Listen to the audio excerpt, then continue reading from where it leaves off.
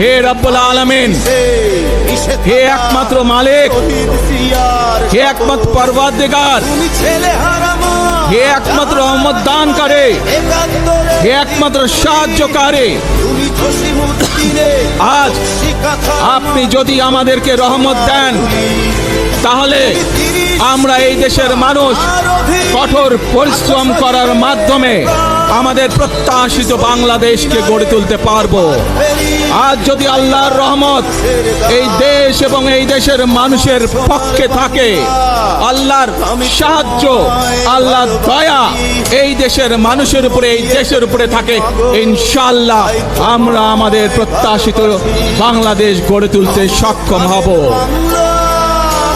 প্রিয় ভাই বোনেরা, আজ আসুন আমরা সকলে মিলে প্রতিজ্ঞা করি, আমরা সকলে মিলে প্রতিজ্ঞা করি যে ইনশাআল্লাহ আগামী দিনে দেশ পরিচালনার দায়িত্বে যারা আসবে, আমরা সকলে নবী করিম সাল্লাল্লাহু আলাইহি সাল্লামের যে ন্যায়পরায়ণতা, সেই ন্যায়পরায়ণতার আলোকে আমরা দেশ পরিচালনার সর্বোচ্চ চেষ্টা করব।